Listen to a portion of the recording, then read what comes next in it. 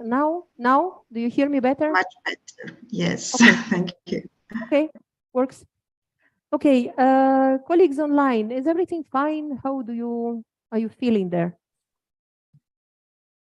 Absolutely fine. Okay. Very good, thank you. Peter, Anastasia. Okay, so Thank you. now we are starting something which is called expert panel, but actually it's just a title because we wanted to have a discussion among experts, because each participant in the room, each finalist, each jury member, and ETF team, all experts in different fields. So we have this mix of very interesting capacities and expertise. And the results, the interesting results of this session depend totally on everyone, because we envisage that this will be not only us talking, but also you. The only thing that we have to be a bit cautious about is the timing. And you remember that when after Tom spoke, we had a little bit of longer discussion. So remember your questions, you remember your ideas, and you can use them now in this panel. So we have 3 people here and 3 people online. And we will be discussing how innovation could be supported by international organizations. And this, for us, it is a super opportunity because we would like to know whether what the organizations do, international, European, bilateral support organizations, what they do, whether they are reaching out to practitioners, whether they are able to help innovations that are implemented by practitioners. So this is from our side, but also from your side. We all know that very often different support organizations, development partners, they have their own visibility requirements, they have their own agendas, they have their strategies. And sometimes they speak the language that is not easy to understand. They have the rules and different procedures, etc. So we think that, we hope that for you, it would be also a possibility to ask questions and also to propose something. And we thought that the first round would be just to let each of the speakers say something about what they actually do, so that to present their organization. And I also thought that maybe it would be nice if each speaker would present herself or himself quickly. Okay, so we will have 3 rounds. This is the first round where we inform you who are the people in the room or what organizations, briefly what they're doing. Okay, do you agree? Colleagues online, is everything fine?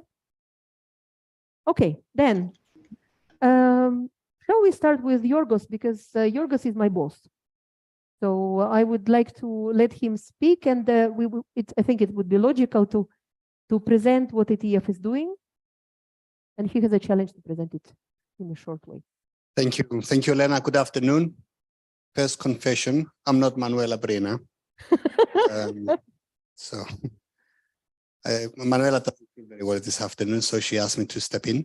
But it seems like a nice sort of discussion you're having here, so I'm glad to be here with you. So I'm the head of unit for policy advice and EU programming. This is one of the 4 operational units in ETF, and I'm following closely the work Olena and her team is doing in this project of new learning. You know, in ETF we're looking into human capital development from 3 sides, from 3 angles, if you want. The first one is the labor market side, and that's where we try to see what would be the skills needed and how, with our actions, we try to support and help the policy making. The other angle is the provision side, and you're, let's say, into this side, how skills are developed, how teachers are supported, how innovation is supported, and that's a crucial question. And the third one is from a system view, how the systems are supported, what sort of intelligence is needed for that, what would be the governance, who are the stakeholders to be involved, and so on. So more or less, this is the way we separate the work we do in ETF. Perhaps it's an artificial way of separating the work, but it works well if you look at each project and you try to make sense in comparison with other projects as well. So on your question, how we support innovation, well, it's a huge question. Quite a lot of work from this team, from this project that Olena is leading, but also from other projects as well. We're looking into the context, how innovation, where is innovation is created, what are the conditions for innovation to grow. So we're looking into that. We're doing some research on that as well. So to see the conditions that help innovation. We're looking into the teachers, the facilitators of learning, and how they are supported in their work, how they share expertise, how they share innovative practices with others, how they network. We're looking into curricula, so the content side, and how curricula are upgraded in a way that would allow for innovation to come in. We're looking into digitalization, of course, online learning, but other means of digitalization as well. So that's how we structure a bit our work, and I think through the discussion we'll go into more detail. Back to you, Lena. Thank you. We will keep your questions, and we continue. This first round is a little bit more structured, so a little bit of discipline. Now, Peter, would you like to go next? Just say who you are, present yourself, and then we. Yeah. So this is just a basic presentation, or this is not the first question then? This is the first question about what is your organization doing to support innovation in teaching and learning. Yeah. Okay, thank you very much for your time. Very happy to be here today. My name is Peter Wallet, and I'm working with the Teacher Task Force. It's an entity hosted by UNESCO, and its main purpose is raising awareness around teachers and teaching, as it's a key fundamental and its role in terms of quality education, and of course the Sustainable Development Goals, which UNESCO leads and supports a lot of work in. Basically, the Teacher Task Force, we probably consider ourselves to support innovation in sort of three critical areas, which are related to our mandates. So these would be a lot around knowledge production and sharing, looking at data and key reports and statistics that we collect. We advocate for teachers, of course, and the profession. And also another area where we probably do a lot of supporting around innovation would be policy learning with our members. Probably it's important to mention that the TTF, the Teacher Task Force, we have every 2 years we have a policy dialogue forum on teachers. So the Teacher Task Force is essentially, it's a network of more than 100 member states, 50 or more organizations that come together to discuss and share information around teachers, teaching, what are the relevant policy issues, and how do we improve teachers and teaching for quality education. The pandemic found the world in a very strange situation where teachers were working remotely from home. So innovation became clearly something that was really, really important for education to continue. This sort of culminated in the fact that in our policy dialogue forum that we hold every 2 years, the focus, of course, ended up being on innovation, which was which is key to anything moving on from this period. We looked at a number of areas. We didn't just look at innovation in terms of teaching and learning, but we also looked at innovation in terms of teacher education. We looked at innovation in regards to teacher policies. I would also mention that I guess the Teacher Task Force also plays a key role in supporting innovation, in that we are part of the key part of the key infrastructure around education and the global agenda towards Sustainable Development Goals. So we support in terms of holistic policy development for better and more effective teacher policies, but we're also part of the mechanisms around the development of the Transforming Education Summit, developing the background papers on this area, looking at innovation and how to transform education. And finally, maybe I'd mention that we also have played an active role in terms of documenting and collecting information on actual innovations in the classroom. So we've worked with our partners such as the OECD in crowdsourcing examples of teacher innovations and making these available in online and in I think we collected about probably examples from about 40, 50 countries and about 12 different languages. So these were made available for teachers to download and to model based on their needs.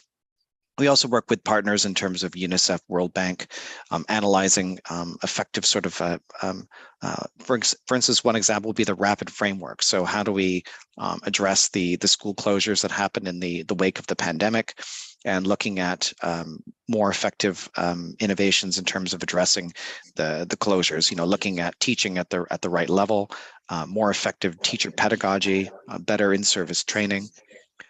So these are some of the areas that the TTF looks at. So I'll stop there. Thank you. Thank you very much. I think lots of relevant to our discussion points, and we had already this morning a little bit of an exchange, presenting briefly the people who are in the room and presenting also some of the tools and guides that ETF is producing to support teachers. So I think there's more material now for the questions and for the comments. Shall we go now to Iraklis, who is there waiting for his turn? Thank you, Elena. Thank you for the invitation to be here. Unfortunately, I'm unable to be there in Turin, hopefully in another event. Today, I represent CEDEFOP. We usually say that CEDEFOP and ETF are sister agencies.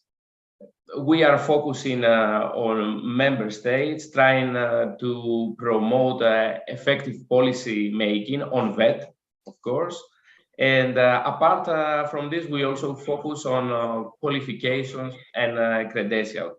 Our research areas have focused on different issues.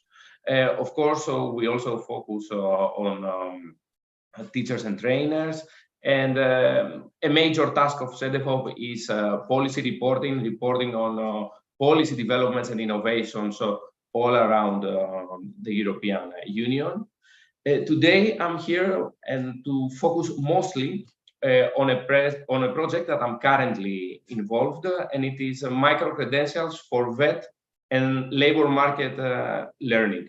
So actually, we are trying to map micro-credentials in VET in different EU member states. This report is already out and you can find it in our website. The next objective of this project is to see how micro-credentials can be linked to qualification system. And of course, the third one will be the added value for end users. I have to say that micro-credentials as an innovative way of learning is a hot topic in the EU policy agenda right now.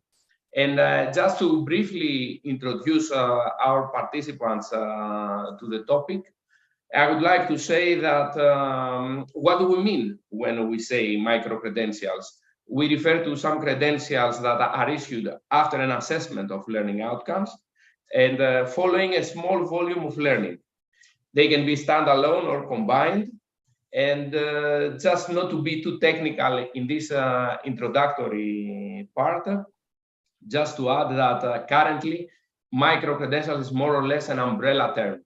We see that in different member states, a great variety of innovative forms of learning are offered that can be considered as micro-credentials. The terminology used in different countries varies a lot. We discuss about micro-qualifications, nano degrees, awards, and there is a lot of things going on in this area, and I will be glad to discuss all these issues today with you. Thank you. Thank you very much. Actually, when we had our first sessions without the web streaming, we were also mentioning the micro-credentials in connection of our support to Ukraine, emergency support for online learning for the people who have been who pushed out of their jobs and their places of living. And in this area, I think there's a huge potential for cooperation, and we're discussing this also with our sister agency, CEDEFOP. Let's move on. And Anastasia, I would like to ask you, we will finish the round online because we have a good connection. So let's continue in this way. And then Tom will be the last to speak. Anastasia. to you. Okay, thank you very much, Elena. Thank you for the invitation. My name is Anastasia Economou. I work at the Joint Research Center of the European Commission, and I lead the Survey for Teachers project. At the GRC, we do science for policy, and of course, we approach innovation through many research projects. But today, I will focus more on the projects that they have to do with the conceptual frameworks to support building key competences and skills. Let me just share my screen so that you can see a little bit an overview of these frameworks that we have at JRC. And actually, these frameworks provide a common reference for what the competence under study is. You can see here the level of organizations at school, for example, a university or a training institution. Then DIGCOMP.org is a framework that aims to support and promote innovation and change at the level of the organization. At the level of individuals, then DIGCOM.edu supports teachers, for example, or teacher trainers to further develop their digital competence, to promote, of course, innovative teaching and learning practices, as well as facilitating their students' digital competence and innovative practices. On a more practical aspect, we have developed also 2 tools to support a self-reflection process for further development. The Selfie tool for schools, a web-based learning module, is mostly the tool that supports innovation at the school level, whereas the Selfie for teachers at the innovation on the individual's level. In both tools, the innovation and change they aim at does not only rely on the development of the competence under study, i.e. the content of the framework they are based on, but it also relies on the process and developed, in this case, the self-reflection process, and the skills and innovation that this process brings. Let me go a little bit to see each tool individually. So in the case of the Survey for Schools and Web-based Learning module, we see that the tool helps the whole school community by improving the school digital capacity to bring innovation using digital technologies in the school everyday practice. It also brings innovation to school culture as a learning organization through the self-reflection process and the collaborative community that the tool requires in order to co-design the school strategy and action plan. Furthermore, it helps the school leadership to introduce an innovative approach into designing and building a strategy by involving all the school stakeholders, that is the school leaders, the teachers, but also the students. Let's move a little bit to the case of the Survey for Teachers now.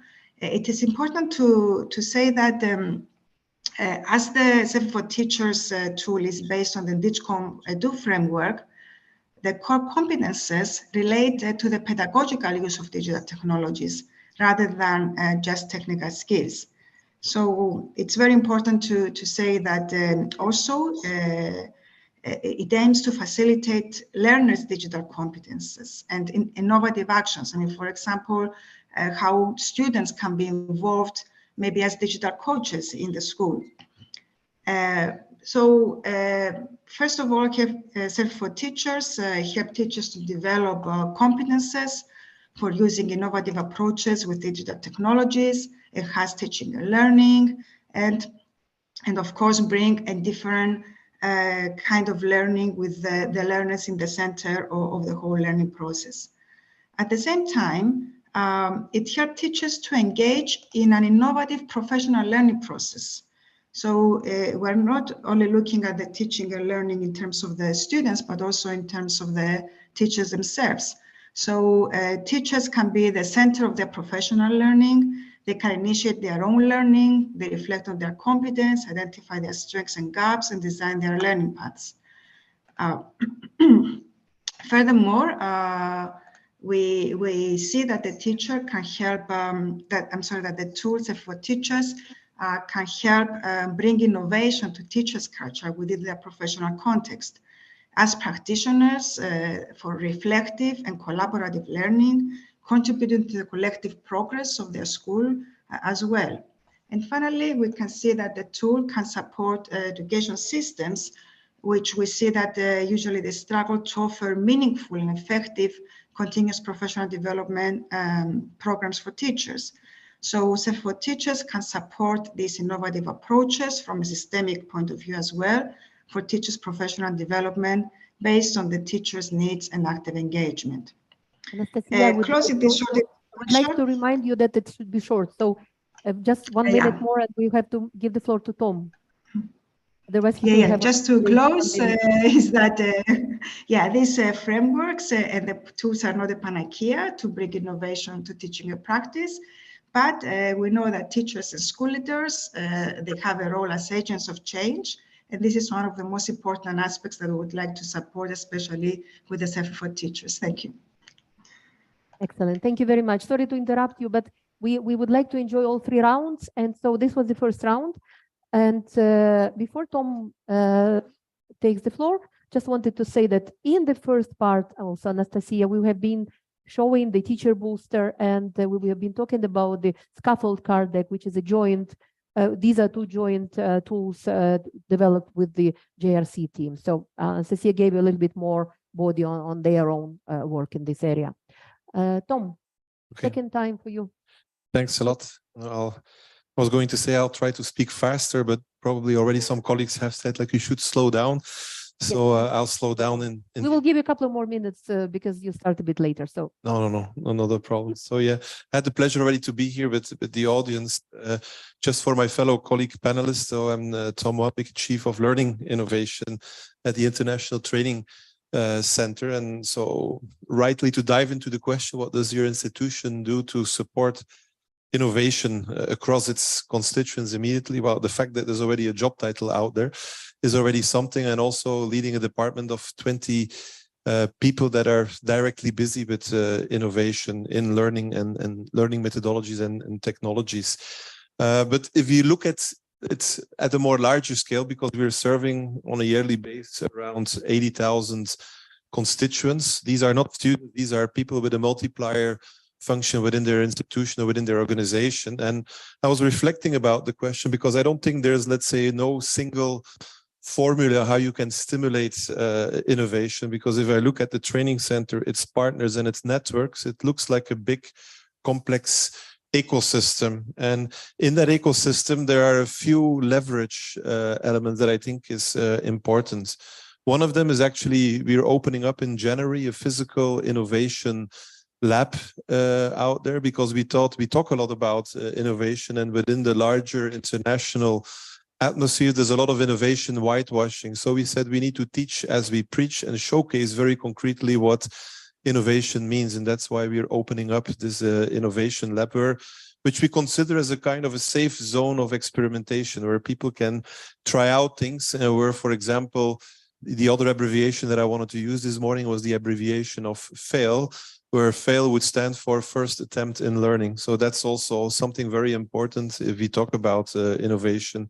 And we do a lot of events around it. We have our annual Innovation Day where we actually expose our innovations.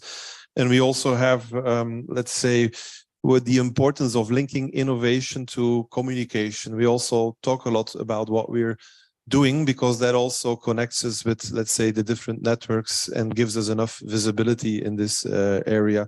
We call it's our learning out loud type of thing. So that also what we do, we get immediately feedback. I think some of you already have mentioned the skills aspect. We invest a lot in training of trainers. So staff development and lifelong learning is directly key within innovation, but also treating innovation as a kind of a science. We have or conducting our innovation labs, which connect with the latest insights in how you basically mainstream innovation. And this gives our trainers access to innovation methodologies. They can be, let's say, different approaches from design thinking towards the latest new insights and behavioral insights. So it's quite broad. So these are, let's say, a few elements that I would like to add there. I think networks is another one. We participate in the UN Innovation Network, where we also share a lot of information. And apart from communication, we also do a lot of publications in this area. With Fabio from Etf, right here, we focus now on an innovation topic. We talked a lot about technology and digital acceleration. We basically now disconnected. We are here in Piemonte, which was the area where slow food was invented. So with the Slow Food University, we're basically analyzing how the slow food principles could be applied on slow learning as a kind of a new pedagogical concept in times of digital acceleration. And this is a book that we will publish by the end of this year. But again, this was an interdisciplinary effort of different people in different networks, thinking about, let's say, fundamental pedagogical principles beyond, let's say, the digital transformation and acceleration that we have seen in COVID. And I realize that I'm talking too fast again, but I remain within the 2 minutes. Talking about slow learning fast. Yeah, I have to slow down in order. Okay. Okay, thank you. So this was the presentation of who are our panelists and which organizations they represent. And by this, we finished this organized, structured first part of the panel, of the session. And let's try a different format. Let's try a dialogue. So there were no prepared presentations or speeches for the second and third question that I have in the sleeve. But let me just remind you a couple of keywords that I heard just like this. So you see, all speakers talked about teachers and innovation. So we are still on the topic, on the subject. There was also a discussion about micro-credentials, qualifications, teacher qualifications, teacher training. Also, we were talking about key competences and how they could be developed and some tools.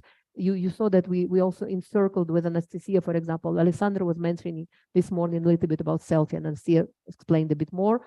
And there is a huge wealth of different tools available from all these organizations that are now here.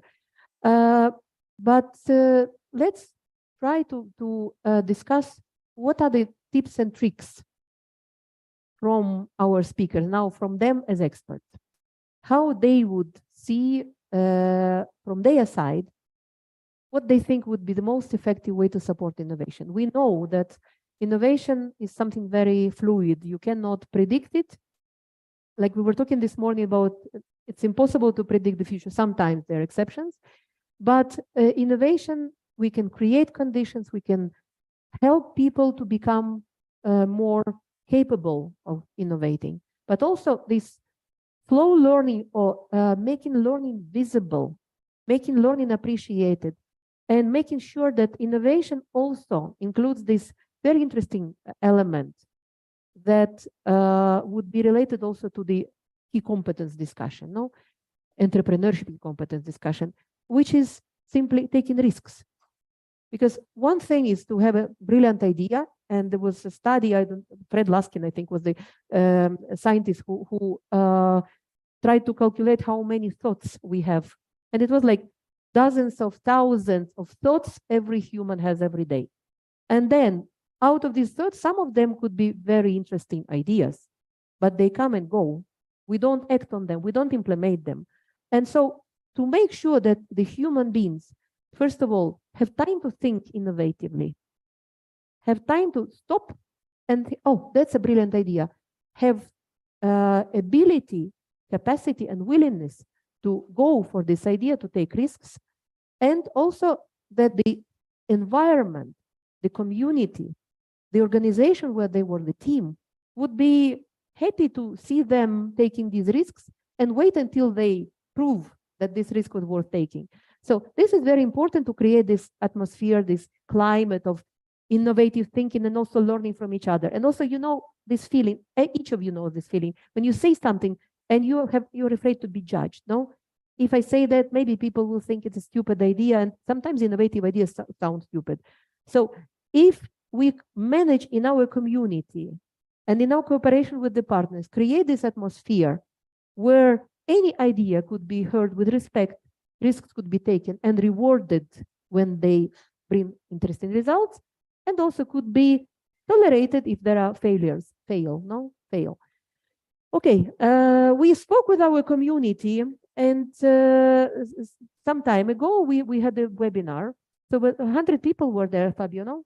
Around. Yeah, so this was a community webinar where we asked our community, so what are the best strategies from your point of view? What are the best strategies to support innovation in teaching and learning, education innovation, lifelong learning, innovation, etc.? We'll show just one slide, if you please help us, the results. And it's yeah, the last slide, yeah, okay. So far, we're doing pretty well with technologies. Okay. Head. And the last one. Yes. Okay. You don't see anything, no? Do you? You see. Okay. So the essence of what our community told us was that we can support innovation by increasing awareness about the practices in the ecosystems. The second thing was that we need to foster recognition of innovative educators through different means. So we need to recognize that this is something interesting, to appreciate the innovation. The third was that we give practical support to the scaling up innovation. We help people to demonstrate that the innovation could be applicable on a broader scale and multiply this. Also need to provide learning opportunities for innovators, for educators in learning from the others how to innovate. And of course, connecting the practices with similar experiences, with teams who are doing something which is similar or related. So if we think about this overall screening, this is what the community told us without any representative data. No, we just asked. So this is anecdotal evidence. But let's first ask our panelists in any order, who wants to start first, to reflect on their own tips and tricks to support innovation. And please, now in this round, be ready to ask questions. You can provide reflections, you can comment. We will ask you to actively participate in this dialogue, but just remember that it has to be very short. Everything is short. It's like pitch length. Okay, who from the panelists would like to take the risk? Tips and tricks. Jorgos. Let me start with a short story before I come to the tips. In 1998, I got my first job as a teacher in a school in North London as a newly qualified teacher, and it was a very tough environment, especially for a newly qualified teacher. Very fragile environment around the school, criminality, and so on. And I remember back then that I remember my professor saying, be innovative. In these difficult conditions, you need to. I never managed to be innovative in that school, and it took me a few years actually to understand how, when you are within an environment where your first priority is to survive the day, and I think that's the reality for many teachers nowadays, how you can be innovative.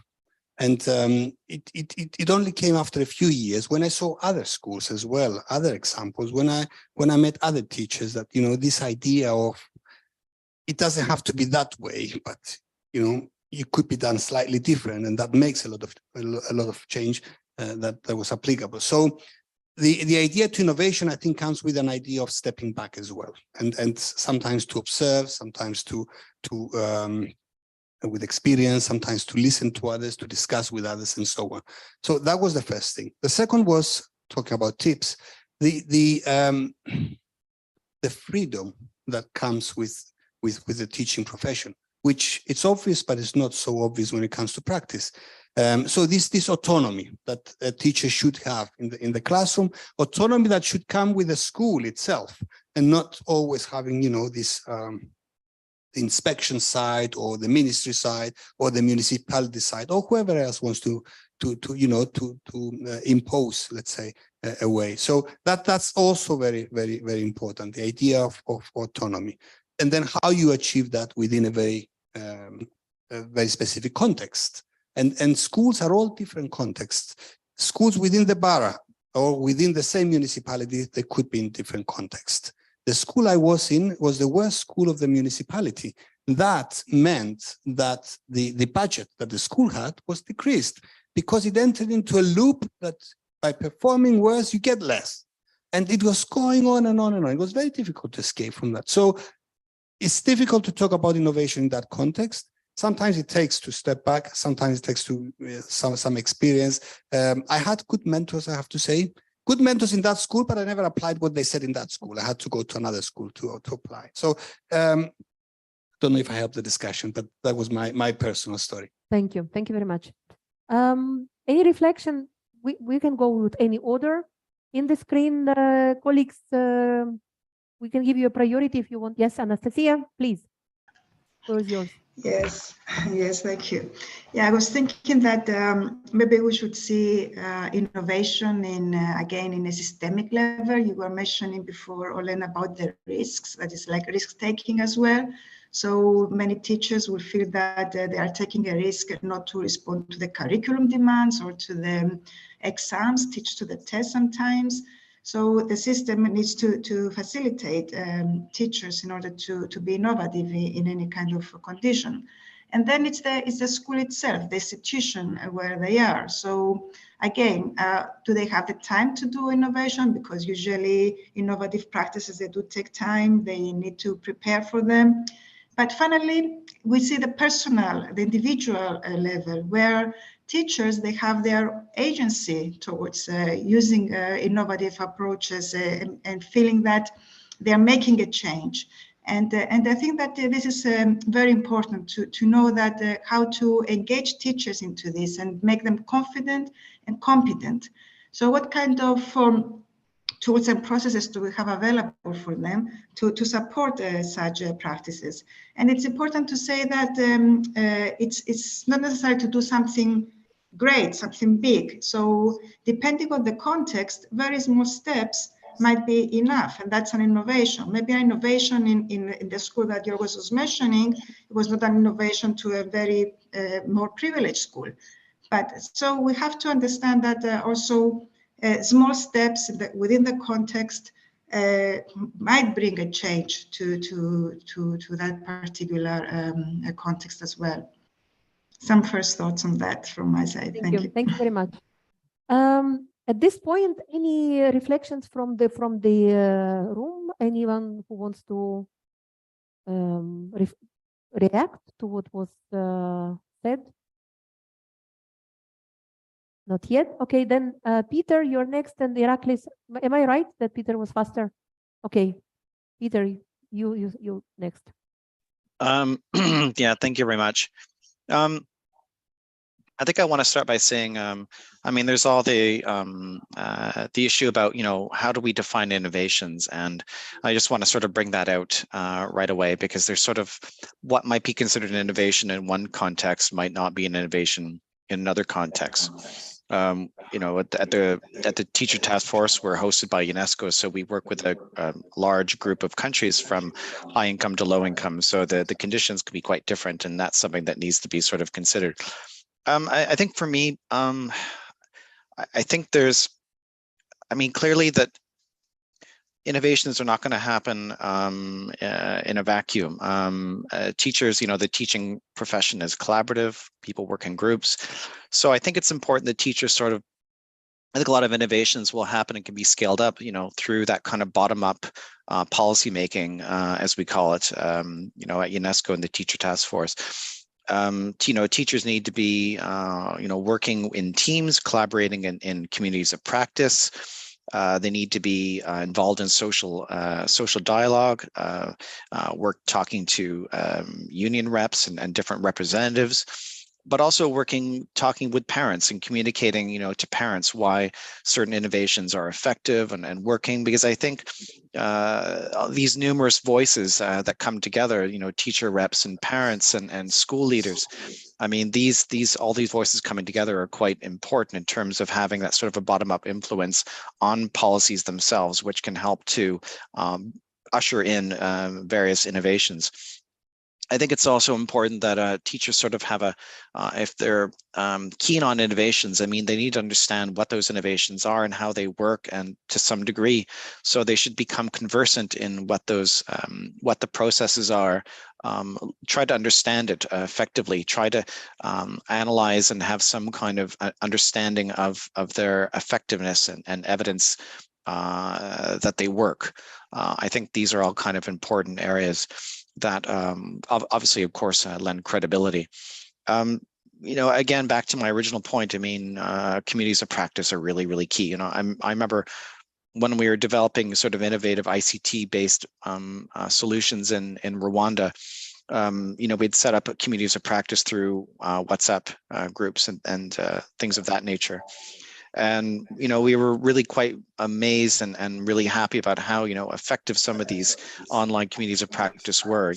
Teachers would share ideas with each other about how they were confronting solutions in the classroom using ICT or classroom management issues, or just, the digital devices themselves. And, and this was a really, really great opportunity for teachers to share and exchange. And it was a very positive experience for all of them. And we could see that even some after our interventions were finished, we saw that teachers were actually very happy to continue these very vibrant dialogues and discussions online. So I think these kinds of, face-to-face and also virtual communities of practice are really important. And of course, they have that same kind of influence and that bottom-up kind of influencing policy and into not just the school level, but district level and of course national policy. So I'll stop there. Thanks. Thank you very much. I'm just thinking we are discussing innovation, which is forward-looking, future-looking or future-proof education and learning. And we are really talking about the basic rights, basic human rights here. First of all, we're talking about the freedom. We're talking about different factors, like Yorgos was saying, we need to step back. So don't rush, don't run. But at the same time, we know each of us what our life is, how fast we need to work, react, and how busy we are. So this balance of finding time for innovation, because teachers don't really call what they do innovation. Have you ever heard the teacher that is saying, tomorrow I will be working on innovation? We talk about it when we look at from the helicopter view, no? Then we say, this is innovation, that is innovation. And also, Peter was saying about the innovation that it could be different in different contexts. For our project for creating new learning, innovation, it's our basic assumption that we have to see innovation that it's something new in a given context, which is appropriate and relevant for the conditions. And also, if you remember in the responses from the community, there was this word ecosystem mentioned. And the ecosystem is also very important. We've heard from our speakers that there need to be networks, communities of practice, the bottom-up policy development, participation, engagement in policy. We talked about agency, teacher agency. So this means that we need to really start looking at these factors if we want to support innovation.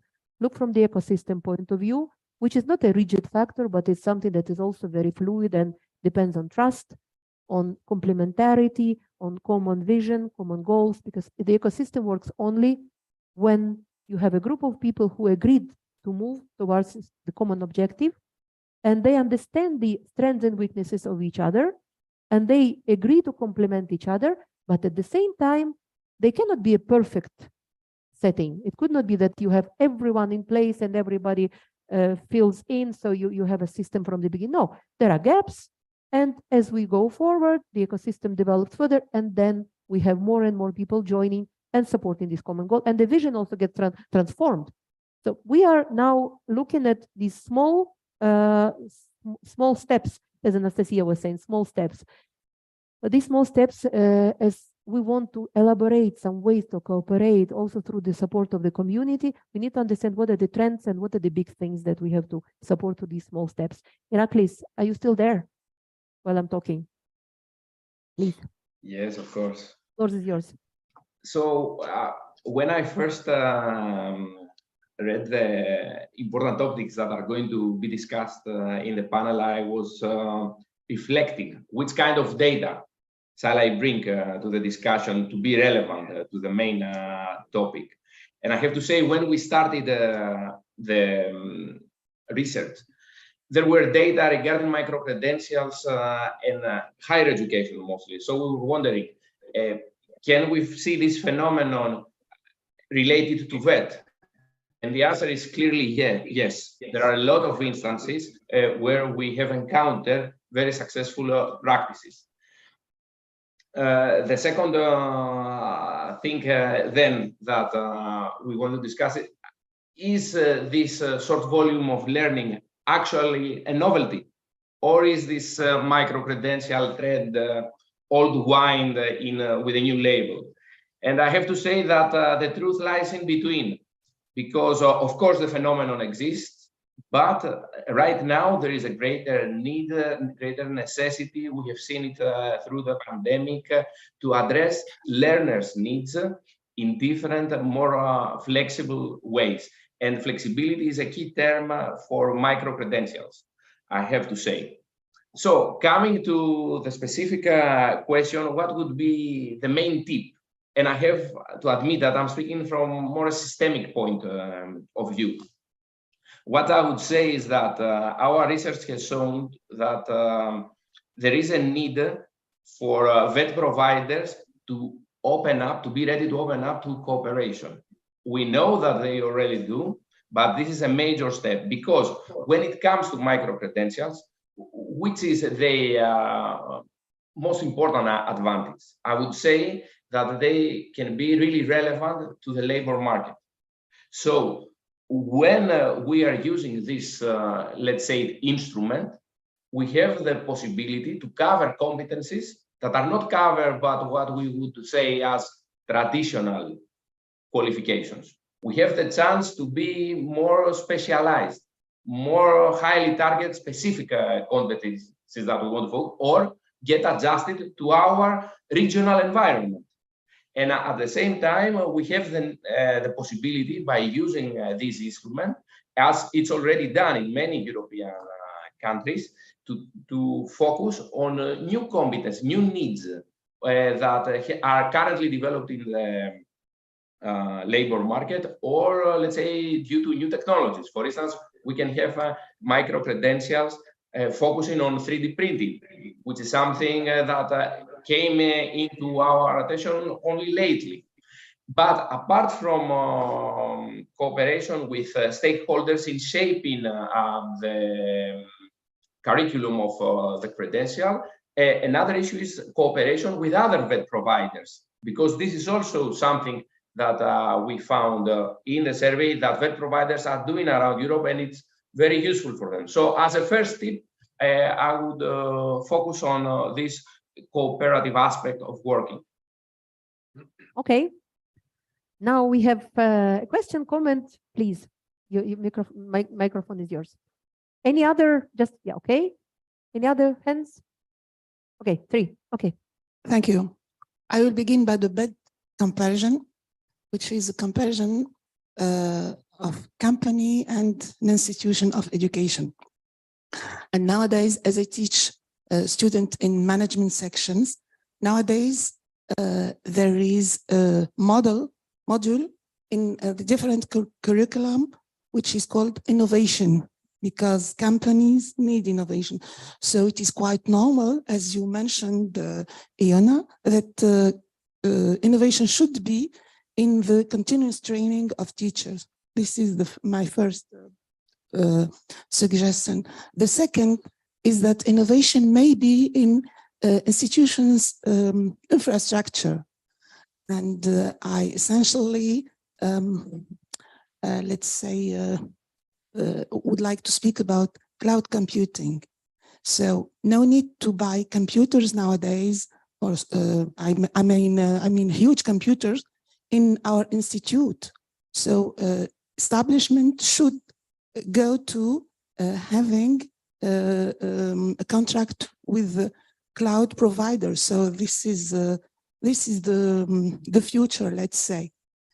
And I also would like to mention two last suggestions. Yes, innovation is quite normal because our students and our people are totally have totally new skills and competencies. So it is quite normal that we innovate. And the last problem is related to quantum computing. So in our models too, we have to anticipate the following changement in our consideration of all the methods or all of the models. That's all. Thank you. Let's finish the round. Merab, I know you were next. Yeah. Merab is third. Thank you so much, Natalia from South Africa, for those that aren't here. Yeah, that's a good idea also to present you. because people were. So my primary focus is vocational learning. And I think through this conversation, through this dialogue, might just have had an epiphany for the non-English speakers, a big idea, something that just dawned on me. And maybe it's not just in South Africa. So generally in life, we motivate others the way we like to be motivated, right? The same way we love others, the way we want to be loved, and so forth. But in the schooling system, now, whether we're talking general, further, or higher education, we're generally, and I'm echoing in my mind what I've observed for the last few years, many years, and that is, it's not the generational gap from an age point of view that we're struggling with innovation, it's mindset. I'm over 50. And generally, if I go to schools and do talks, and I walk in with the tablets, and I use technology, and I say, "Hi, Alexa," the kids look and go, "Oh, but you're old," because to them I am. But it doesn't mean I have to because of a physical age, right? So the barrier we're dealing with is the mindset. So we're motivating educators on why it's important to teach the young ones to use innovation and its implied technology, right? But when are we actually going to start motivating those educators on why they should be embracing it for their benefit, how their life will improve, how their situation will change, instead of you doing it for the kids who in their minds when they go home, these little terrors maybe, I don't know if you've had that experience, but I certainly hear that a lot from educators. So what I'm saying that is that's going right back to basics, to grass level, and saying, well, in that train the trainer, let's not just train them on how this works, but why, and get their mindset to change. Am I making sense? Yeah, absolutely. Okay. To me, yes. I hope everybody else, I don't know if it's just a thing in South Africa, but we spending so much time and effort on do the right thing, because talk about the future, talk about, 2050, they're battling to get through life right now. Why must they invest this extra time, this extra learning, and make it work for that one? So let's start telling them why they must make it work for them. Natalie, motivation is one of the biggest drivers of everything. So I think also for the teachers, we are trying to help teachers with their motivation, because sometimes the teachers work in the conditions where their work is not rewarded sufficiently. So there are other ways that motivate teachers. There are other means that motivate teachers, recognition also, and opportunities to learn. But of course, they need to be willing to learn. That's true. Microphone, and then we go back to Tom. I'm sure he's ready. Mera Blabadze from Georgia, Innovative Education Foundation. Actually, my first question was related on formulate like why teachers do innovate. So any good practices. So well, there could be some incentives, but there could be not. So some would just continue in the usual way and deliver the same results. Of course, I like the visualization we had before on the sharp side of the pencil. And we all kind of don't like erasers, but aren't erasers not necessarily bad? Maybe they're making us more focused, innovators more focused, and to deliver results or shape the results better. It's kind of two parts of one pencil still. So the question was, I've seen other visualizations, how to transfer this sharpener's courage and passion to the wood, I guess, because if we're talking about the systems are interested in delivering results in mass, not just on innovation side. Okay, thank you. we have a question. Tom, you're still ready to talk? Yeah, I'm going to answer on that question. Okay, then. Because I think it's an important question. It actually links to the tips and tricks to scale up innovation, because scaling up is here, let's say, the entry type of point. And if I look back in our institution, and also with the pencil metaphor I had also this morning when I presented, but I think if we want to scale up innovation, then maybe we have to look less at the early adopters or the champions out there at the sharp end. We also don't have to look at the other end, what we call the erasers, or what I this morning called the resistance army. But in between the wood, that's more or less 75% of your entire audience that is out there. And then innovation will also be presented in something which they could recognize themselves. In our institution, we basically shared a kind of a toolkit on participatory learning methods, where we showcased actually the 75% of our teachers in that wood using the kind of tool. So people will recognize themselves in the other ones. Too often we present innovation as the innovation champions, or my team, the innovation lab. We try to gear it towards the other end to basically to be able to scale it up. So that was actually my first tip. My second tip, and I related to, I've seen the VR practice in Turkey. That was actually, I was thinking about, when did we start with VR? Actually, immersive technologies only started to scale up when we got a full buy-in from our senior management, from our training director, who was our biggest advocate of the use of immersive technologies, not because of the sake of VR and immersive technologies, but he saw a direct link between his strategic framework to increase our outreach, and that was basically why he jumped on it. And for us, that was our entry point in the systemic framework of our training institution. Again, it was not just the innovator showcasing that innovation was actually necessary. No, it was the other way around. It was part of our institutional framework. And then the other, maybe my last tip and trick, is when we look at innovations, often it ends up in what I would call short-term pilotitis. You know, the kind, we do a nice project in VR, we do a nice project in that, and then, you know, we jump from one project to the other and it remains in this pilotitis. I think we need to put a more long-term view on it.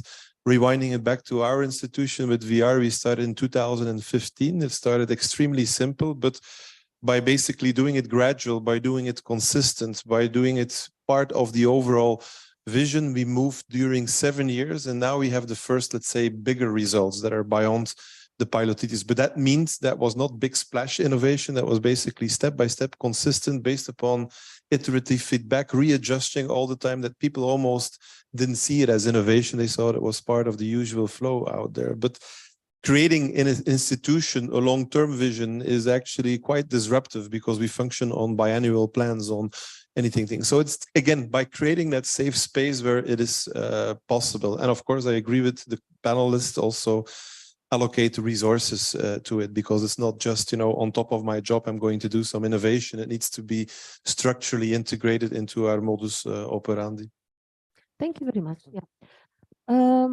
Actually, I was also going to point your attention at the word disruptive. We know that disruptive technologies or disruptive ideas, disruptive innovations, they often appear at the margin. They appear as something absurd, as something nobody believes in, and you are alone. Maybe you are 2 or 3 people who only know that this will work. And so big disruptive innovations that change the game at the level of the whole sector or globally, they would be born as these absurd, nobody believes in things. And another thing, I was really touched upon this point of erasers, whether they are they have the right to exist or not, because I think we should not go into the risk. We should not enter into this false assumption that some people are better than the others, because we don't need to expect that everyone should innovate every day and that all of us should be innovators, because every part of the pencil is important. And we also know that in the entrepreneurship world, in the startup world, sometimes the best, the most innovative entrepreneurs themselves, they're not good managers of their startups. So they can create, but they can lead this team to some cliff. And at some point, they could create something interesting, but then they need a good manager who will be making it work. And they need a good auditor who will be checking it all so that they don't fail. And they need good communicators who don't create, but who are able to explain to the others what they're doing. So all these competencies and complementarities are important. And also, I was also struck by the point about the generational or mindset gaps. Because again, back to motivation, we were once discussing the connection between digital and entrepreneurship competencies, how they co-work together. And we all experience this strange feeling that the teachers who are supposed to know everything and teach their students everything, and they have been seen in the past as carriers of huge knowledge that they have to pass to their learners. And these days they find themselves in the situation when their students are much faster and much more competent in digital technology. So this is inevitable. And does it mean that we need to continue teaching them something that they do better than us? So this is where it comes: learner-centered, learner empowerment, and partnership between the learners and the teachers, any educators, not only teachers, mentors, etc., and also about motivation and trust. So I think this motivational element is very, very important. Do we still have any last comment on this topic of tips and tricks, hints from the room or from the, yes, Anastasia, I see your hand. Yes, maybe just another tip in relation to when we're thinking about innovation with digital technologies. We're looking, as you said, to something more disruptive or something really big. So maybe one tip is that it's not necessarily to focus on the tool itself alone. And we should also look at the process of the way that we use those tools, and how to maybe find and use the tools that are more accessible in the context that the teacher is, and make it used with an innovative approach.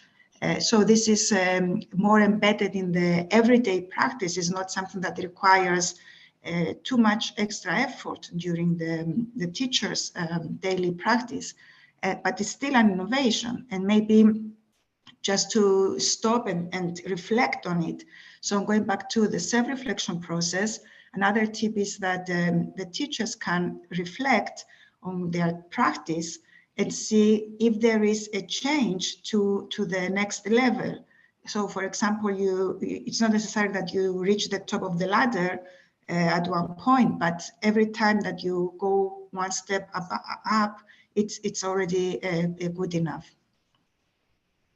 Excellent, thank you very much. The keyword reflect is also important for our work, because we have a research methodology that we apply to analyze innovations and to help innovations to reflect on themselves and learn how to innovate in the future and share their experience.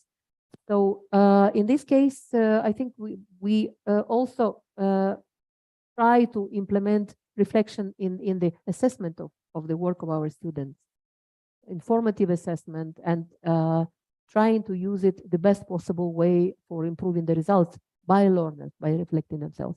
I think Fabio wanted to speak. Okay, then. Okay, just a quick comment about tricks and tips. Actually, we often forget that students need to be happy to be able to learn. And from my experience, students usually, I'm sure you experience this, they tell you, let's do this instead of this, you know, and as teachers, we need to be open-minded to listen, reflect, and take this into consideration and maybe do the right adjustment in order to make an innovative practice. That's what actually happens with me personally. And always we will have a big resistance army. It's a new word that I learned today. Yeah, we always have it, but we need to believe in our students, because when they adjust something, it means that they are happy doing it, and therefore they will be able to learn it better. Thank you. Excellent point. And this is about truth. This is about truth, because if we say that we pass the authority, the responsibility for the learning to the learner, if we put learning in the learner in the center, that also brings another consequence, that we need to let them do it. And if they try and we say, no, this is not possible, this is not the way we designed it for you, then we just don't do what we preach. So I think it's very important what you're saying. And Fabio, do you still? Yes, I have just I would like to bring to the discussion a comment which I remember from a webinar of the community of innovative educators. One educator was actually sort of criticizing, one participant was sort of criticizing this idea of system scalability. He was saying, if I'm able to convince a colleague of mine to do what I do, so one person, I've already doubled the impact. Whilst I think that most of us, I mean, people in charge of reaching the system level, this in charge of multiplication, we tend to think that we fail unless we reach the system. But actually, the system is made of many single persons. And if we are able to convince 3 colleagues, we have already multiplied by 4 our impact.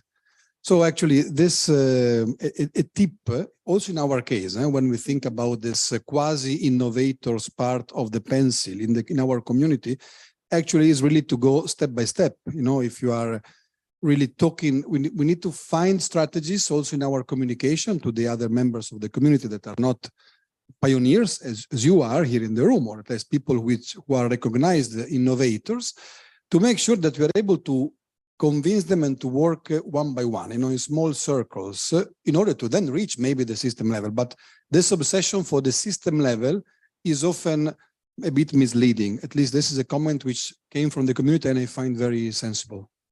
Very good. It's also interesting. We cannot resolve it in the remaining 20 minutes of our panel, but I think it's for us to continue these discussions, because on the one hand we are trying to make innovation a system feature of lifelong learning. We are trying to help lifelong learning to have innovation as an integrated system element. At the same time, I think these inputs are converging from the room and from the speakers, that we have to take small steps, and we should not be trying being perfect immediately. Let's keep trying, take risks, and see what happens. Now we have 20 minutes for the last question, and I think we are gradually arriving to the point that we have to talk a little bit about the future. So after we opened it and we discussed how do we support innovation, the question would be, so how can we really in the future do some more on the sides of the organizations which are participating in the panel, and also from the point of view of you as educators, as judges, as finalists of the Innovation Award? What would be the couple of things that could be done in the future? And also, let's just remember that organizations have resources. Each of the present here organizations have resources. Of course, we have our action plans, we have our strategies, we have written our plans already, but we would like to know whether what we will be doing, whether this is what you need. And also, we think that everyone was in agreement that communities of practice, community of innovative educators, networks, small groups, they have the power. So what will be the power of this community to support this good match between the supporting organizations who would like to trigger innovation and the innovative educators or non-innovative educators who would like to try without being judged? So let's start with the speakers as always, but please be ready to step in from the room. Anyone brave to to break the ice on this one?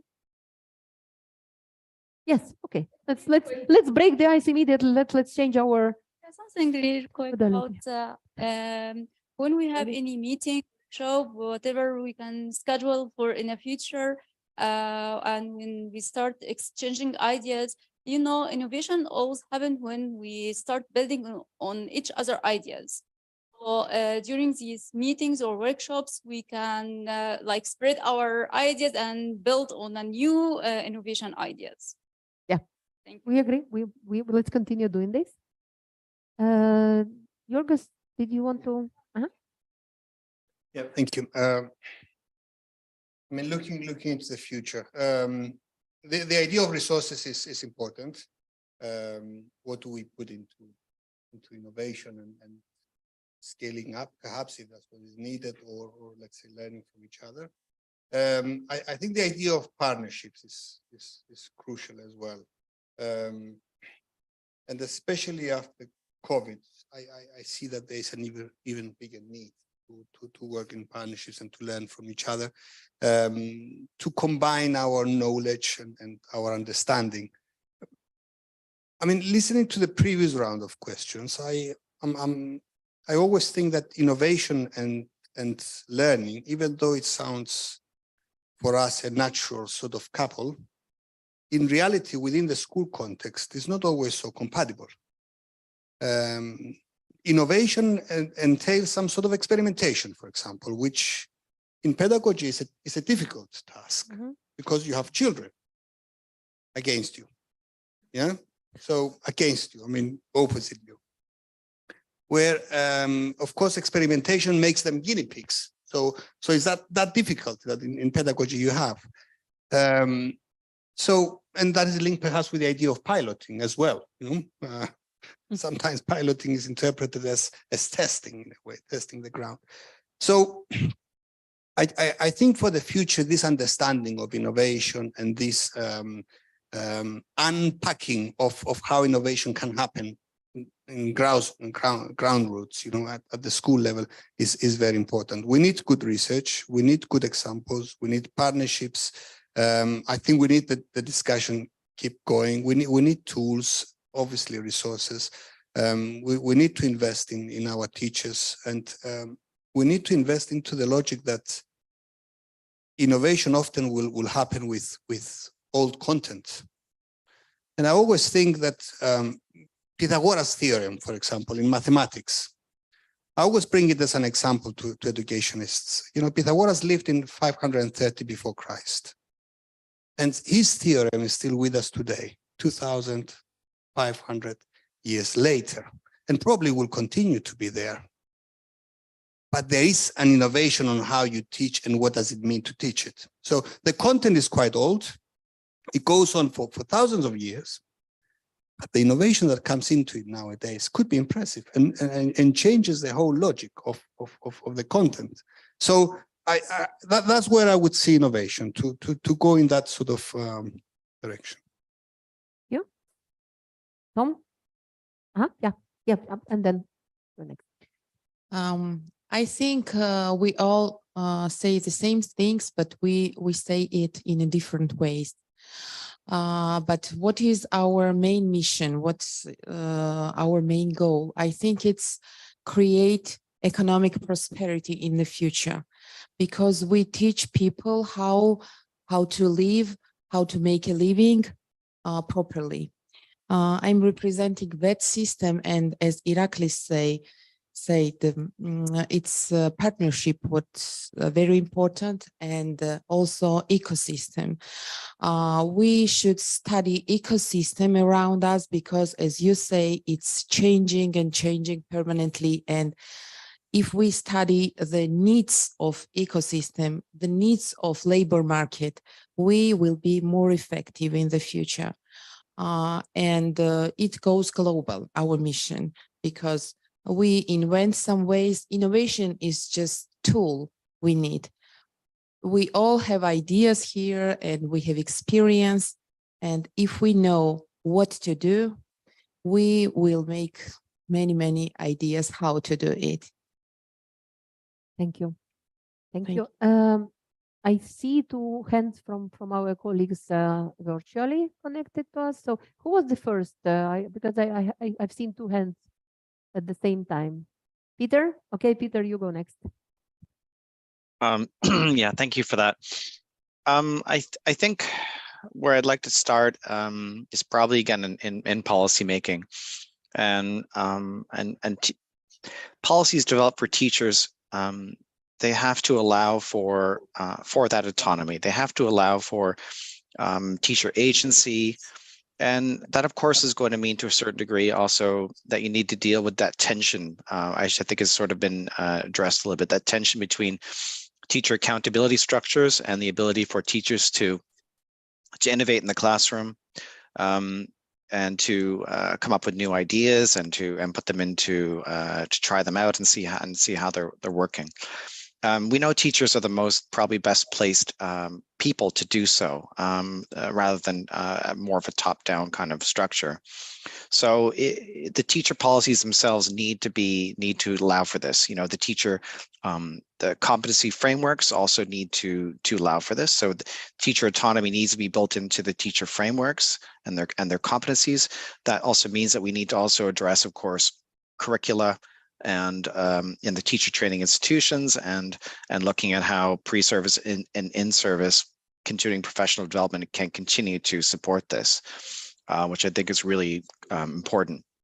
If you're looking also longer term at the future of the profession, and if you look at previous UNESCO report on the future of education, there's a reimagining of the entire education profession and around teachers, and one of those things that it sounds like we're probably asking teachers to do too many things, but for teachers to be effective innovators and to have a good understanding of innovation in the classroom and how it works, and for it to be an effective enterprise, teacher education should also be reformed. We need to look more at how we can equip teachers to be even to some degree partial researchers in their classrooms, and sort of reimagine the profession to some degree around that.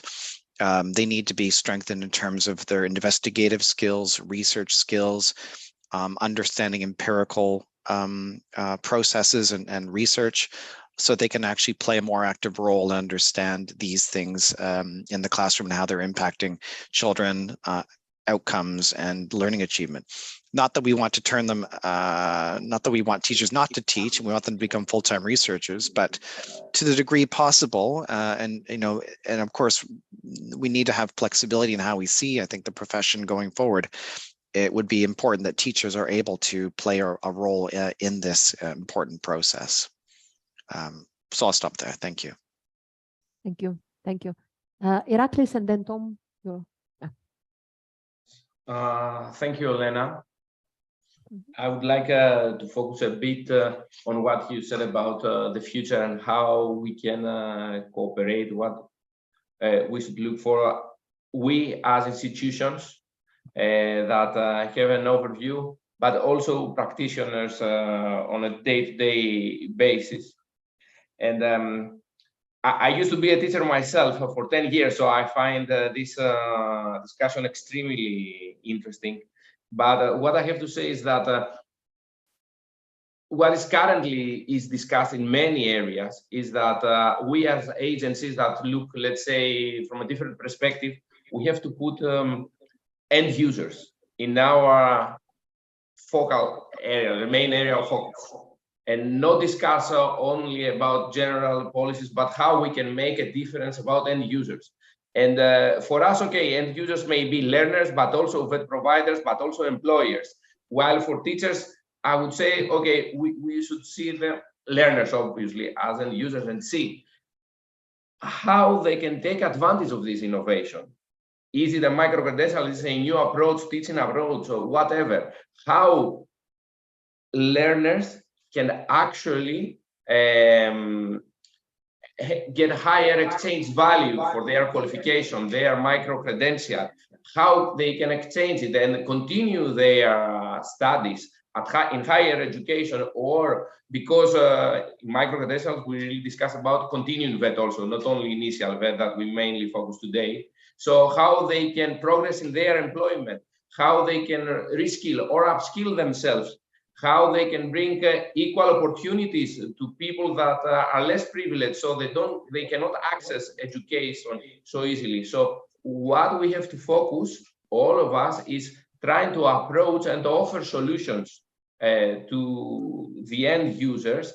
And actually, these micro-credentials or qualification are really, really appreciated. And this can also be done if we cover issues like, for instance, green skills that are, this is another transition apart from the digital transition that we discussed a bit. So this is a way to introduce possibly this kind of new competencies into full qualifications, micro credentials. There are already some cooperation with providers of VET, formal providers, and non-formal providers. So we will have to have this in mind in order, let's say, to help and ease the progression of our learners. Thank you. Now, I have a bit difficult task because we announced that we will be having this bit flexible, but bit more chaotic exchange. So as the next teacher as well, very much learner-oriented I was. So I also needed to keep an order a little bit in the classroom. So in this case, we need to start wrapping up. We have Tom, then we have Anastasia, and then we have Anna. Okay? And then we will conclude, and you have 2 minutes maximum each. You can be very polite, ladies first. So Anastasia. Yeah, we can do it. Yes, I think it would be nice. Both ladies first. Okay. Let them decide. Then, okay, Anastasia. Okay, thank you. Just very quickly, I wanted to mention a little bit about how teachers, we know from Thales, especially in other research, that they value collaborative learning as an important aspect for their professional development. And for sure, collaboration, synergies, as already mentioned, are quite important from our side as well, in order to approach this thing to support educators and teachers as innovators. And I think that something that we need to acknowledge is to bring the teachers as part of this effort to support them. And I believe that at least I'm bringing for teachers as an example, where teachers can initiate their own learning at any point in time they need it, and they are part and they're central part of the designing of their own professional learning. So being learning designers, being maybe researchers, as Peter mentioned, they can offer and contribute to our research on what is going on. And we have to say that more research is needed for sure. And we have to identify barriers, enablers, in order to be able to proceed even further in our trip for that. Thank you. Thank you. Anna? I just wanted to bring out a bit different point of view. So I'm in a role of managing a private training organization. And this means for us that I think that we need not to target only teachers, but the management of the organizations, because if the management is against, you cannot change much. So I think that this is the first layer. Being myself as a manager, I know how tough it is to make people to believe in innovation because they are afraid of risks. They are afraid of taking risks, and we always discuss, should we innovate or not, do we dare? So we need to balance it with some kind of motivation schemes and also probably with some kind of KPIs. What we today talk about, how should we measure the innovation? And I think that you as a big organizations, you should really think of how to procure the training programs, everyone. This is not because participate in the procurements, we get very direct orders about how much salad should we serve during every coffee break and how many coffee breaks there should be. But what we need is to find solutions for the problems despite the amount of salad or what is served. So I think that these are the organizations you all can do and think of what is the innovation in training and how to procure it so that you make us think and go further. And for the third, I think that again, that came out from the research that Olena, you started with, was that we need the support structures.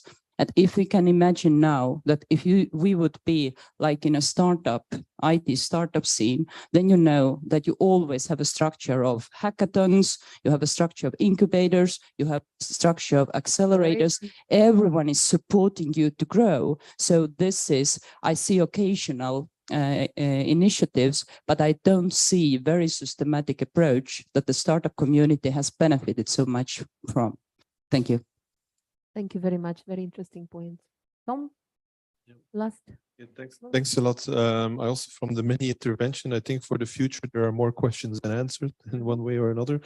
But Olena, you were mentioning innovation happens, or thinking differently happens on the edge or at the fringe. And Georgia, you also were mentioning some of the innovation principles are very disruptive. Experimentation, you have called, there's a good book, it's called Where Good Ideas Come From Stephen Johnson. It's full of innovation principles by Ons, experimentation. It talks about acceptation, co-creation, and so on.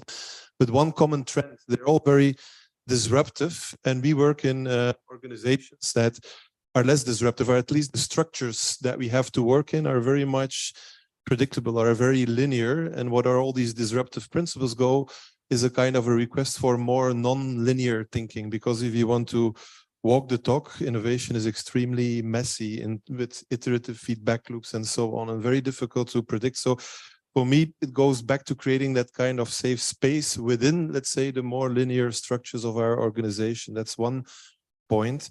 A second point, you talk a lot about networks and communities, but if you look at those networks and communities, they are very much populated with, let's say, like-minded people and experts. And what I think there, to be really disruptive, we need to be a little bit more interdisciplinary. And to go back to one of the big innovators back in the time on technology, I call Gutenberg as a good example, because he invented the book.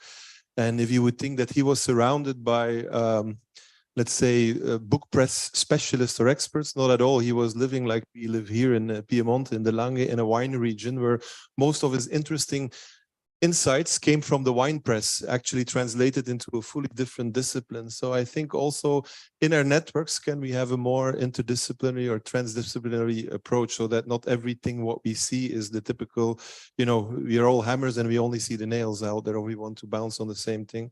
And maybe the last one, that's also an interesting one. Fabio, you were mentioning it on exponential innovation. Exponential can go very fast in terms of impact.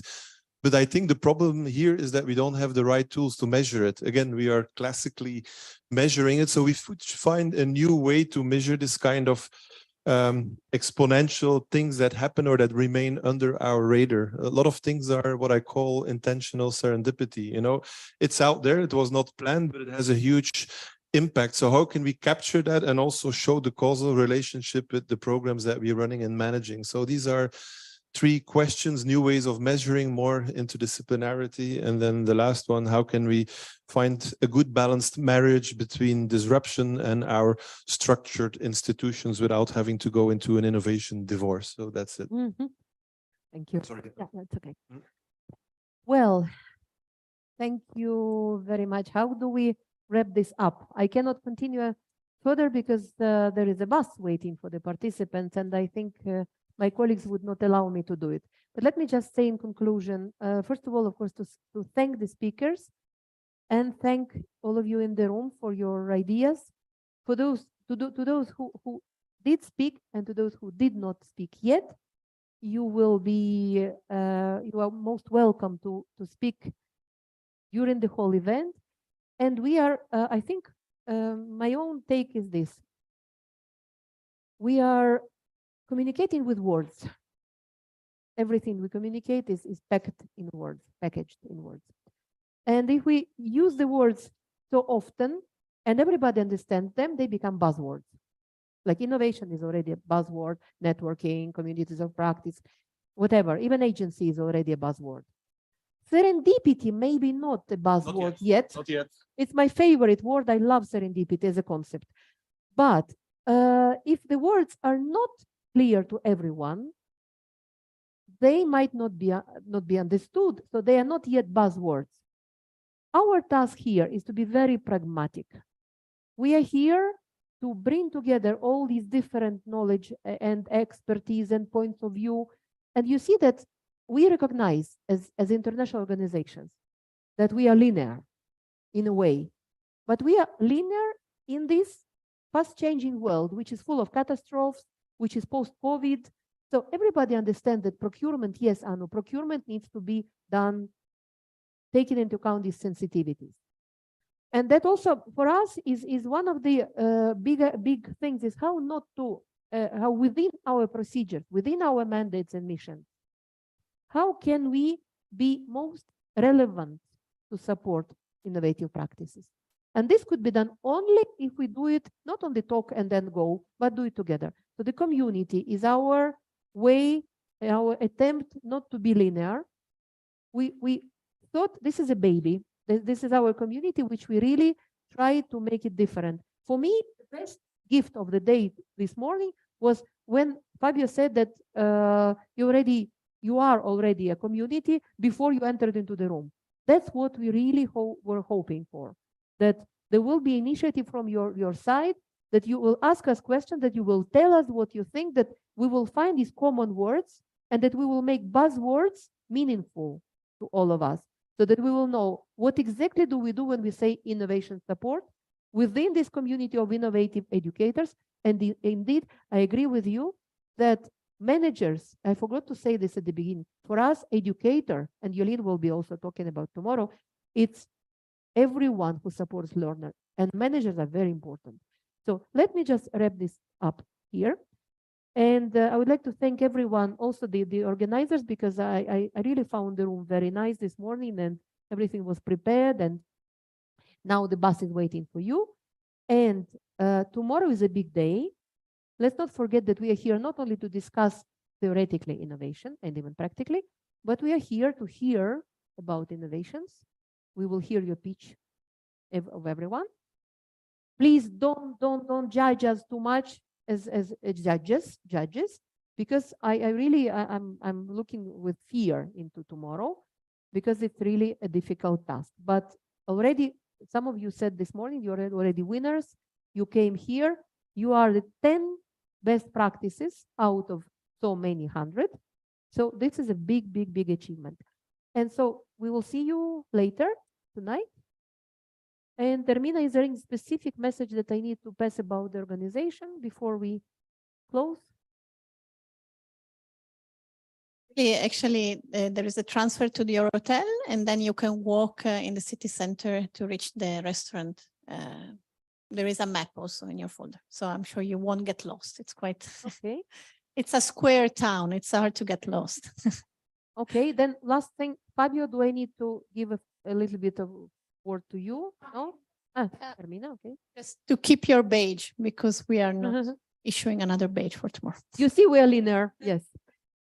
No? Okay, then thank you very much. We close and see you tomorrow.